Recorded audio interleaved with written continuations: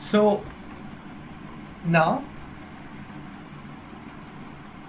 let's design the first basic version of our digital cryptocurrency. So basically, I'm calling it MDG coin, and there are three simple rules for this coin. The first rule is that MDG can create new coins by simply signing a statement that they are making a new coin with a unique coin ID. Okay, so this is pretty obvious. Like there's a particular entity MDG which can publish as many coins as it wants.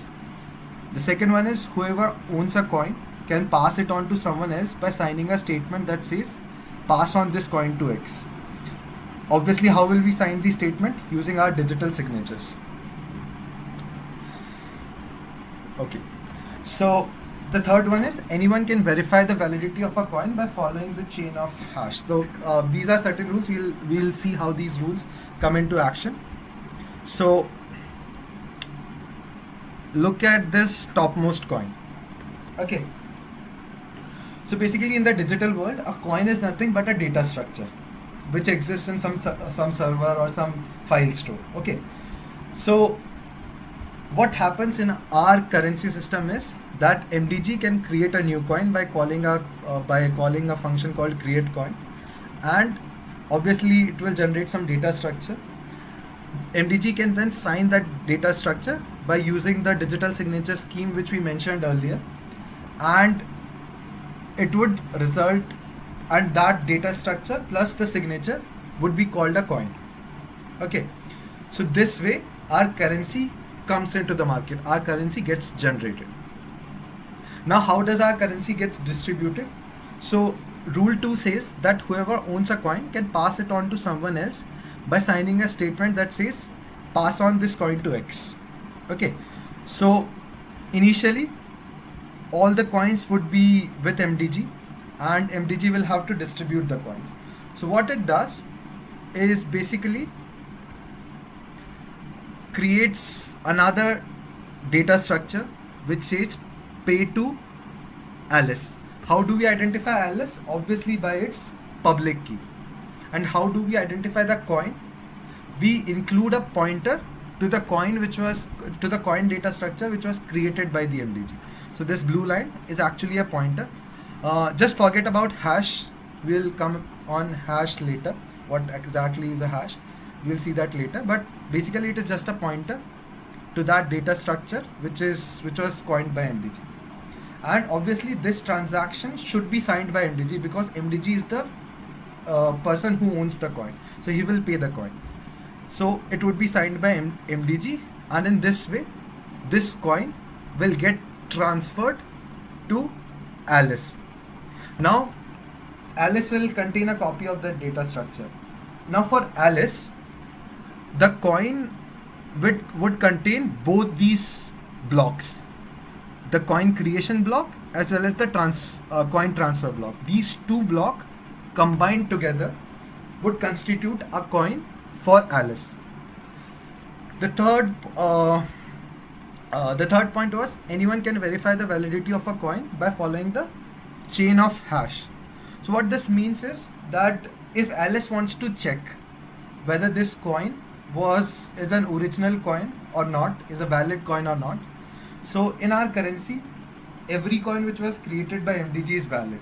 So what Alice would do, it would see where this pointer goes to, and it would check the data structure and see if it was signed by MDG or not. Okay, so this way it can check whether the coin is valid or not.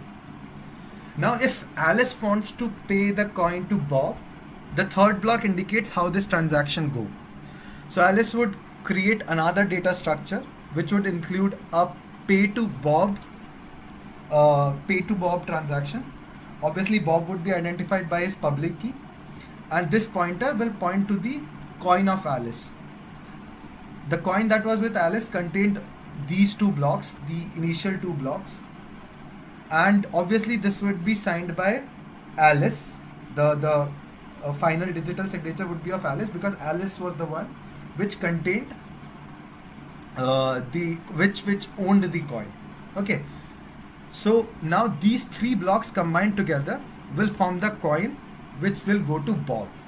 And obviously, if Bob wants to check whether the coin is valid or not, he would follow this chain of pointers and see whether it terminates in a coin which was generated by MDG.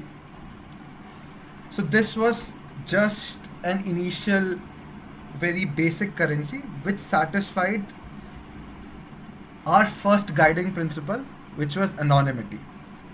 Notice that decentralization is still not satisfied because MDG still has the right to create coins, and MDG is the one which is generating the coins.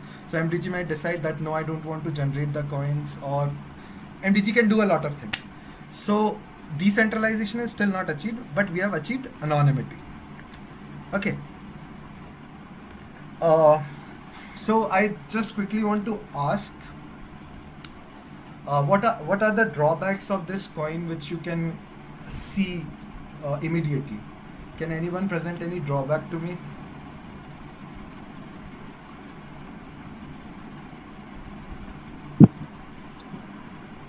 I don't know if like I'm right, but can the transactional history be traced back to all the people it has been transferred to? Uh, Actually, no. So basically, you can know all those public keys who through which the coin has come. So you will know that this coin was first transferred to the public key of Alice, and then to the public key of Bob. But you actually don't know who Alice and Bob are. So you just know the public key, and you can say that yeah, this coin was with this public key, this public key, this public key, this public key. So you will know the history of the coin, but you will not actually know in the real world who is the person responsible for that public key. Obviously, Alice can own hundreds of public keys, or Yeah, yeah. or 5-10 different people can own a same public key. So you don't actually pinpoint the person, but you can pinpoint the transaction history of a particular coin.